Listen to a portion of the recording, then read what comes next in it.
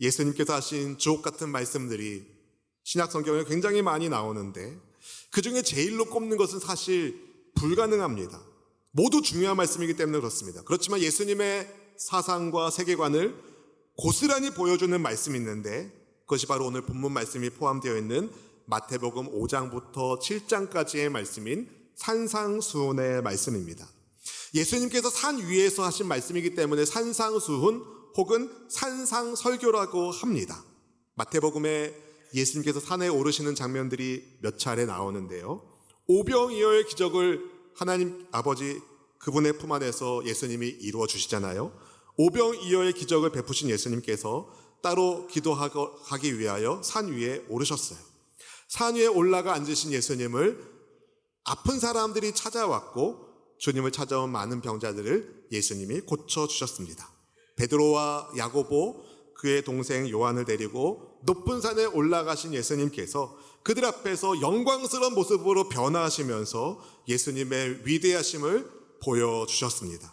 십자가 고난을 앞에 두신 예수님 산에 올라 기도하셨고 부활하신 예수님께서 제자들에게 모든 민족을 제자로 삼아 아버지와 아들과 성령의 이름으로 침례를 주고 내가 너희 가르쳐 지키게 한 모든 것을 가르쳐 지키게 하라고 하신 그 대위임령의 말씀 역시 산에서 주셨어요. 마태복음에서 산은 매우 특별한 일이 일어나는 장소였습니다. 마태는 예수님의 산상수훈 말씀을 기록하면서 예수님께서 산상수훈의 말씀을 가르치기 전에 주님이 어떤 동작을 하셨는지를 굉장히 디테일하게 섬세하게 묘사하는데요. 본문 1절 2절 말씀을 우리 같이 함께 읽어보실까요? 예수께서 무리를 보시고 산에 올라가 앉으시니 제자들이 나온지라 입을 열어 가르쳐 이르시되 아멘. 유대인들은 이 말씀을 읽을 때 아마도 구약의 모세를 떠올렸을 가능성이 굉장히 높습니다. 왜냐하면 하나님의 산에 올라서 하나님의 말씀을 받은 사람이 모세이기 때문에 그렇습니다. 그렇지만 모세와 예수님은 완전히 차원이 다른 분입니다. 모세는 받은 사람이지만 예수님은 주시는 분입니다. 모세는 하나님께로부터 율법을 받은 사람이지만 예수님은 율법을 주시는 분, 율법의 주인이시면서 율법을 완성하는 분이시기 때문입니다. 그런데 어떤 사람들은 예수님께서 주신 산상수훈의 말씀이 너무 높은 수준의 말씀이기 때문에 실제로 행하라고 주신 말씀은 아니라고 합니다. 대신에 하나님의 완전하신 의로움을 보여주므로 인간들이 자기들의 부족함을 절감하며 결국 인간으로 하여금 그리스도의 전가된 의를 신뢰하기 위하여 제시되었다라고 봅니다. 뭔 말인지 이해가 되세요? 잘 모르시겠어요? 산상수훈의 말씀이 너무 수준이 높아서 우리는 이것을 이룰 수가 없다. 결국 나는 안 된다. 결국 예수님만 의지해야 된다. 이렇게 하기 위해서 주신 말씀이라는 거예요. 일리가 있는 것처럼 들립니다. 조금 더 생각해 보세요. 혹은 어떤 이들은 산상수훈이 요구하는 윤리적 수준이 굉장히 높기 때문에 이것은 특정한 계층을 위한 말씀이다. 성직자와 같은 이들에게 주신 말씀이다. 이렇게 믿습니다. 정말 그럴까요? 산상수훈의 말씀은요, 천국 백성에게 주신 말씀입니다. 예수님을 주로 믿는 모든 백성에게 주신 말씀이에요. 바로 저에게, 여러분에게, 우리에게 주신 말씀입니다. 예수님을 믿음으로 하나님 나라 백성이 된 우리로 하여금 성령님과 동행하는 삶의 가이드라인을 알려주시기 위하여 우리 예수님이 산상수훈의 말씀을 주신 겁니다. 어떤 사람들이 주장하는 것처럼 우리의 힘으로 우리의 노력으로 산상수훈의 말씀 지킬 수 없습니다. 지키며 살 수 없습니다. 그러나 성령님은 날마다 의지하며 성령님과 동행할 때에 성령님의 이끄심에 순종할 때에 여러분 우리는 산상수훈의 말씀대로 천국 백성의 삶으로 복 있는 사람으로 살 수가 있습니다. 여러분 생각 속에서 영적 싸움이 가장 치열하게 일어나게 되어 있습니다. 하나님 나라의 세계관과 악한 원수 마귀의 세계관은 서로 부딪힐 수밖에 없거든요. 따라서 말씀을 읽다가 예수님께서 하신 말씀이 나에게 충격적이고 혹은 부정적으로 다가온다면 그때는 내가 가지고 있는 생각이 말씀의 가치관과 예수님의 가치관과 부딪히고 있다는 것을 깨달아야 돼요. 하나님 나라 복음과 제자도라는 책에서 노종문 목사님이 하신 말씀인데요, 예수님의 말씀과 나의 가치관이 부딪힐 때 내 생각과 내 가치관이 예수님 중심인지 아닌지를 확인하고 주님 중심으로 바꿔야 된다고 설명합니다. 예를 들면 여러분, 산상수훈 말씀 가운데 마태복음 5장 29절 말씀에 보면 오른 눈 때문에 실족하면 오른 눈을 뽑으라고 말하거든요. 이 말씀을 읽을 때 예수님 너무 심한 말씀하시는 거 아니야? 너무 비현실적인 말씀하시는 것 같아. 그렇게 느낄 때가 있지 않습니까? 아닌 것처럼 하지 마세요. 막 오른발을 잘라버려라, 오른손을 잘라버려라, 이런 말씀이 있다는 거죠. 그럼 이렇게 생각해야 돼요. 왜 이 말씀이 나를 불편하게 만드는가?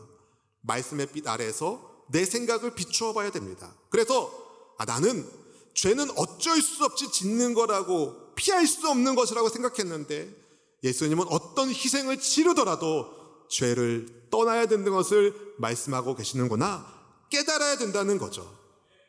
여러분, 예수님의 생각이 옳지 내 생각이 옳은 것이 아닙니다.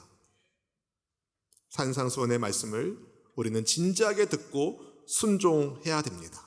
그런데 여러분, 산상수훈의 말씀의 시작을 여러분 예수님께서 오늘 본문 말씀으로 시작하시는데 바로 하나님 나라에 속한 백성들이 갖게 되는 8가지의 복으로 시작해요. 뭘 보여주는 겁니까 여러분? 산상수훈의 말씀은 우리에게 어떤 율법의 무거운 짐을 짊어지게 하려고 주신 말씀이 아니라 주님을 믿고 따르는 주님의 백성들에게 진정한 복이 있음을, 아멘, 진정한 복이 있음을, 그 누구도 빼앗을 수 없는 기쁨과 즐거움을 주시기 위하여 우리 예수님이 주신 말씀이 팔복의 말씀입니다. 이 8가지의 축복이 주님을 따르는 저와 여러분 삶 가운데 고스란히 이루어지고 여러분 모두가 복 있는 성도의 삶을 살 수 있기를 주님의 이름으로 축원드립니다. 사랑하는 성도 여러분, 예수님께서 가르쳐주신 8가지의 복 가운데 가장 먼저가 심령이 가난한 사람에게 주시는 복이에요. 본문 3절 말씀 같이 읽어보겠습니다.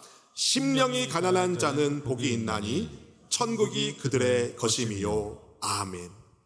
예수님께서 복 있는 사람을 설명하실 때 가장 먼저 설명하신 것, 세상에서 성공한 사람 꼽지 않으셨어요. 유명한 사람, 사회적 지위가 높은 사람, 많은 것을 가진 사람, 그런 사람들 꼽지 않으셨어요. 가장 먼저 주님은 심령이 가난한 사람이 복이 있다 하셨습니다. 심령이 가난한 것은 헬라어로는 토 푸뉴마티라고 하는데 인스프릿, 영적인 면에 있어서 가난한 사람을 뜻합니다. 자기의 영적 상태를 깨닫고 하나님을 향해 가난한 마음을 품고 있는 사람, 하나님을 사모하며 하나님만 의지하는 사람들을 뜻합니다. 다른 누구에게도 기댈 데 없어 오직 하나님만을 바라보는 마음이 가난한 사람에게 하나님은 복이 있다 하시며 천국이 그들의 것이다 말씀하십니다. 여러분, 예수님은요 미래형 동사를 쓰신 게 아니라 이 대목에서 현재형 동사를 쓰셨어요. 무슨 뜻이겠습니까? 천국의 주인이신 예수님께서 이미 그들에게 천국을 주셨다. 아멘. 천국의 주인이신 예수님이 심령이 가난한 그들과 이미 함께하고 계신다. 사랑하는 성도 여러분, 하나님은 우리와 이미 함께하는 분이십니다. 앞으로도 함께 하시지만 지금도 우리와 함께 하신 하나님이 우리가 믿는 하나님이십니다. 따라서 우리는 이미 복을 받았나요? 안 받았나요? 받았습니다. 따라볼까요? 나는 복을 받았습니다. 아멘. 하나님이 우리와 함께 하시기 때문에 여러분, 날마다 주님과 동행할 수 있기를 축복합니다. 하나님을 의지하고 하나님을 사모하는 우리 모두가 될 수 있기를 축복합니다. 근데 여러분, 하나님을 사모하고 하나님을 의지하는 사람이 예배를 어떻게 드릴까요? 대충 드릴 수 있습니까? 아닙니다. 갈망하며 사모하며 열정을 가지고 하나님 앞에 나와 예배하는 우리 모두가 될 수 있기를 축복합니다. 둘째로 어떤 사람이 복이 있는가? 애통하는 자가 복이 있습니다. 우리 4절 말씀 같이 읽어보시겠습니다. 애통하는 자는 복이 있나니 그들이 위로를 받을 것이미요. 아멘. 여기서 애통하는 자란 단순히 엉엉 우는 사람, 개인적인 문제로 슬퍼하거나 억울해서 우는 사람, 이런 사람을 뜻하지 않습니다. 여러분, 여기서 애통하는 사람은 몇 가지 예를 들 수 있는데요. 하나님을 믿는다는 이유만으로 박해를 받고 고통당하는 사람, 애통하는 사람이죠. 하나님의 뜻에 순종하려고 하는데 육체의 소욕으로 인해서 고통스러워하는 사람, 애통하는 사람입니다. 마치 바울이 나는 곤고한 자라 말하며 죄인 중에 괴수라고 말하는 것처럼 그게 애통하는 사람의 태도이죠.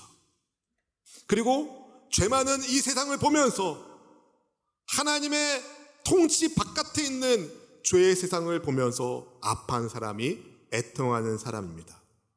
그렇게 애통하는 자에게 그런데 복이 있습니다. 왜요?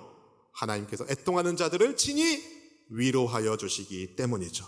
하나님은 어떤 분이십니까? 선하신 분, 죄를 용서하실 수 있는 능력의 하나님.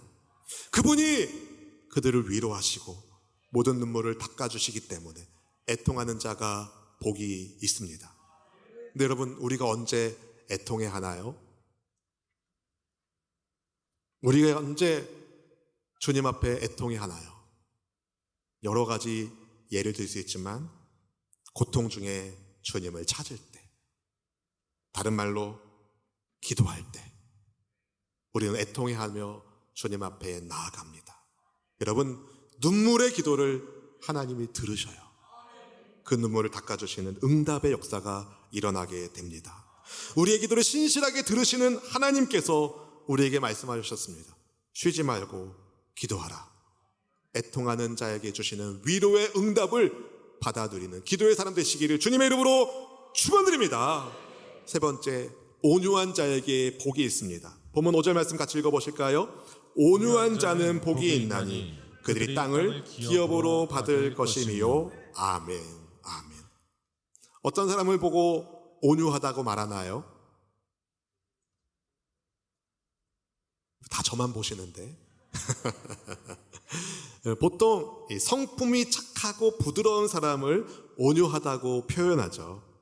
그런데 본문 5절 말씀처럼 온유한 자는 복이 있나니 그들이 땅을 기업으로 얻을 것이다. 온유와 땅의 소유를 연결하는 말씀 구절이 성경에 한 군데 더 나오는데 바로 시편 37편 11절의 말씀입니다.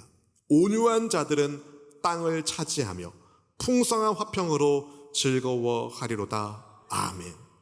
근데 여러분, 시편 37편의 배경이 뭐냐면 온유한 사람들이 인내하는 것을 말씀하고 있어요. 그러니까 악한 세상에서 믿음으로 인내하는 사람, 인간적인 방법으로 복수하지 않고 하나님을 바라보는 사람이 온유한 사람입니다. 힘이 있지만 모든 심판을 하나님께 맡기는 그 사람이 온유한 사람이에요. 그렇게 온유한 사람에게 하나님께서 땅을 기업으로 주십니다. 사실 세상은 땅을 차지하기 위해서 온갖 수단과 방법을 가리지 않잖아요. 그런데 정작 누가 땅을 얻게 되느냐? 온유한 자가 얻는다는 거예요. 여러분, 하나님이 주시는 땅을 받는 여러분 될 수 있기를 축복합니다. 우리 수원 축복의 성도님들 하면 온유한 사람이 생각나는, 아멘, 온유한 자의 복이 있기를 주의 이름으로 축복합니다. 네 번째, 의에 줄이고 목마른 사람에게 복이 있습니다. 우리 6절 말씀 같이 읽어봅니다. 의에 줄이고 목마른 자는 복이 있나니 그들이 배부를 것임이요. 아멘. 여기서 의란 하나님의 의를 뜻합니다. 하나님께서 옳다고 여기시는 것, 하나님의 뜻에 합당한 것이 의입니다. 그리고 줄이고 목마르다는 것은 간절한 갈망을 표현하고 있죠. 하나님의 의에 줄이고 목마른 사람은 하나님께서 원하시고 옳다고 여기시는 것을 사모하며 갈망합니다. 하나님이 원하시고 옳다고 여기시는 것 뭐가 있을까요? 교회의 존재 목적 가운데 하나인 영혼 구원. 하나님께서 죄인을 구원하여 천국 백성 되게 하는 것 원하실까요? 원하시죠. 그래서 모든 족속으로 제자를 삼으라고 말씀하신 것, 복음을 전하라고 말씀하신 것, 내 증인이 되라고 말씀하신 이유가 이런 하나님의 뜻 때문에 아니겠습니까? 그렇기 때문에 여러분, 예수님 안에서 죄인들이 용서받고 하나님의 자녀가 되는 구원의 역사가 일어나기를 간절히 사모하는 전도자들, 믿음의 사람들을 통하여 하나님의 거룩하신 뜻이 하늘에서 이루어진 것처럼 땅에서도 이루어지기를 사모하며 일하는 일터에서, 직장에서 성실하게 주의 뜻을 위하여 일하는 그 사람, 의에 줄이고 목마른 사람입니다. 그런 사람들에게 하나님은 배부름의 복을 주십니다. 무슨 배부름이겠습니까? 내 영혼에 만족을 주신다는 거예요. 그 심령을 하나님께서 좋은 것으로 채워주시기 때문입니다. 이 복을 여러분 받을 수 있기를 주님의 이름으로 축원드립니다. 팔복 중 5번째, 긍휼히 여기는 사람이 복이 있습니다. 우리 7절 말씀 같이 읽어보겠습니다. 긍휼히 여기는 자는 복이 있나니 그들이 긍휼히 여김을 받을 것이미요. 아멘. 여기서 긍휼히 여기는으로 번역된 헬라어 단어가 이제 동사가 아닌 형용사로 쓰인 것이 조금 의미가 있는데요.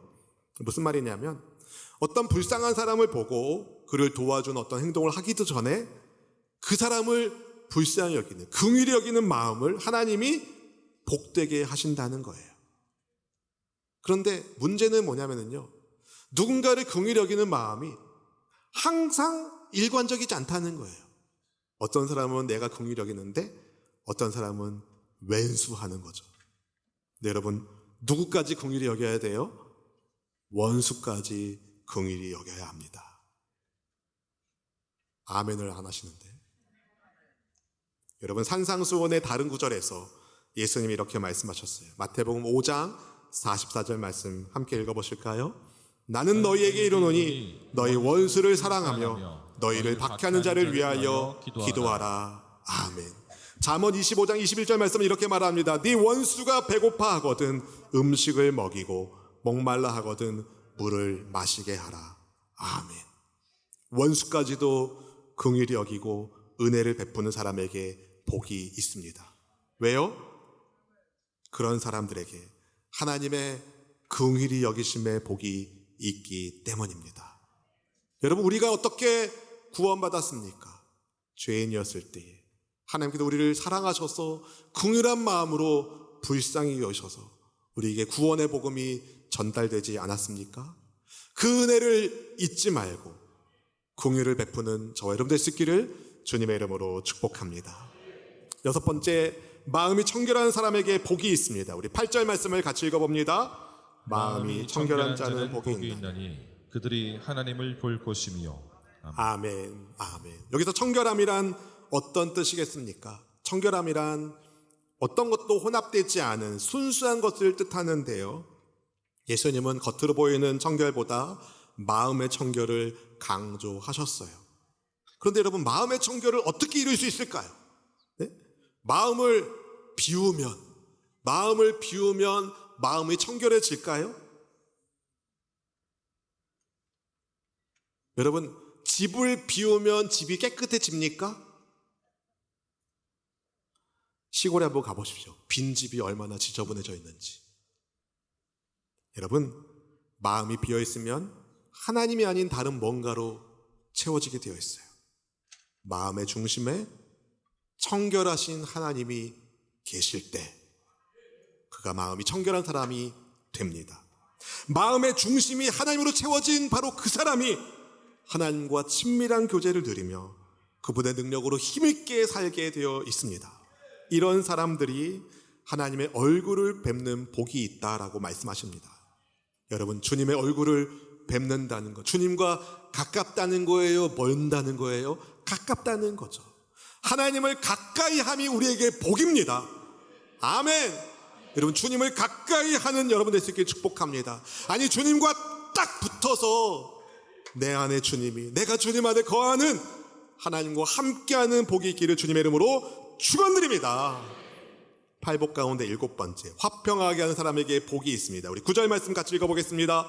화평하게 하는 자는 복이 있나니 그들이 하나님의 아들이라 일컬음을 받을 것이미요. 아멘. 화평하게 하는 사람, 좀 유식한 말로 영어로 피스메이커라고 해요. 피스메이커. 화평하게 하는 사람이 복이 있습니다. 왜요? 하나님의 자녀라 부름을 받기 때문이죠. 이 말씀을 뒤집어 생각하면 하나님의 자녀는 어떤 사람이다? 피스메이커, 화평하게 하는 사람이다. 그래서 바울은요, 로마서 12장 17절 18절에서 아무에게도 악을 악으로 갚지 말라고, 선한 일을 도모하라고, 할 수 있는 대로 모든 사람과 더불어 화목하게 지내라고, 화평하게 지내라고 말씀합니다. 마지막 8번째, 누구에게 복이 있는가? 의를 위하여 박해를 받는 자에게 복이 있습니다. 우리 10절 말씀을 함께 같이 읽어볼까요? 의를 위하여 박해를 받는 자는 복이 있나니 천국이 그들의 것임이라. 아멘. 여러분, 의를 위하여 박해를 받는다는 것은 내가 잘못해서 받는 박해를 뜻하지 않는 거 아시죠? 내가 잘못해서 받는 박해는 형벌로서의 박해인 거죠. 오늘 본문이 말하는 것은 예수님의 말씀에 순종함으로 예수님 믿는 신앙 때문에 받는 박해를 의미합니다. 그런 사람에게 복이 있습니다. 왜요? 천국이 누구 거래요? 그들의 것이기 때문이다 말씀하십니다. 팔복의 첫 번째도 천국이 그들의 것이다. 팔복의 마지막도 천국이 그들의 것이다. 여러분, 천국 누구 거예요? 하나님 거죠. 하나님 나라 누구 거예요? 하나님 거예요. 그런데 하나님 나라를 주신다는 거예요. 누구한테? 팔복의 사람들한테. 여러분, 천국을 소유한 하나님 나라 백성들은요, 죄송한 말이지만 세상의 핍박을 피할 수가 없습니다. 왜냐하면 세상의 생각과 하나님의 생각이 다르기 때문에. 세상의 가치관과 하나님 나라 백성의 가치관이 다르기 때문에 부딪힐 수밖에 없습니다. 그러나 두려워하거나 염려하거나 도망할 필요가 없습니다. 오히려 기뻐하고 즐거워하라고 우리 예수님 말씀하십니다. 왜요? 세상의 핍박은 우리가 하나님의 백성이라는 것을 보여주는 멋진 십자가의 흔적이 되기 때문입니다. 예수님께서 가르쳐주신 팔복, 하나님 나라를 소망하는 백성들에게 하나님 나라의 왕이신 그분이 전해주신 예수님의 사상이며 예수님의 세계관입니다.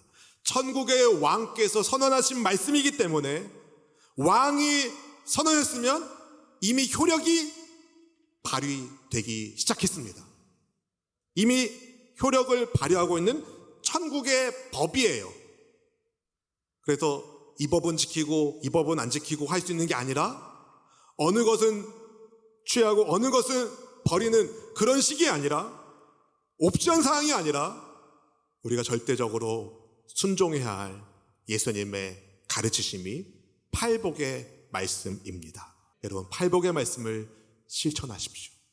예배 가운데 주님을 갈망하고 기도 가운데 주님 앞에 나아가고 전도하며 순종하며 하나님을 사랑하며 이웃을 사랑하며 팔복을 실천하는 복 있는 우리가 되기를 원합니다. 여러분, 주님과 함께하는 한 우리는 넘치는 인생이 돼요. 아멘. 여러분, 나은 사람은 부족한 게 많죠. 나은 사람은 부족한 게 많아요. 그런데 나와 함께 하시는 예수님은 충만하신 분이십니다. 넘치는 분이십니다. 그래서 주님과 함께 하기만 한다면 우리는 넘치는 복 있는 사람이 된 것입니다. 그렇기 때문에 예수님 때문에 욕먹는 것을 두려워하지 마십시오. 예수님 때문에 손해보는 것을 걱정하지 마십시오. 오히려 그럴 때 기뻐하고 즐거워하십시오. 예수님께 충성하는 여러분을 위하여 하늘의 상이 준비되어 있습니다. 여러분, 주님과 함께하는 한 우리는 천국 백성. 아멘. 주님을 떠날 거예요? 주님과 함께 하실 거예요? 함께 하실 거예요? 함께 하실 거예요? 그렇다면 여러분, 날마다 주님 앞에 나아가 기도와 말씀으로 거룩한 삶을 살 수 있기를 원합니다. 아침에 눈 뜰 때 성령 하나님 감사합니다. 밤에 주무실 때 성령 하나님 감사합니다. 주님께 감사하며 매일매일 천국 백성의 삶을 아름답게 살아가는 복 있는 성도로 살아가는 우리의 순종이 하나님께 영광되는 우리 모두가 될 수 있기를 주님의 이름으로 축원드립니다.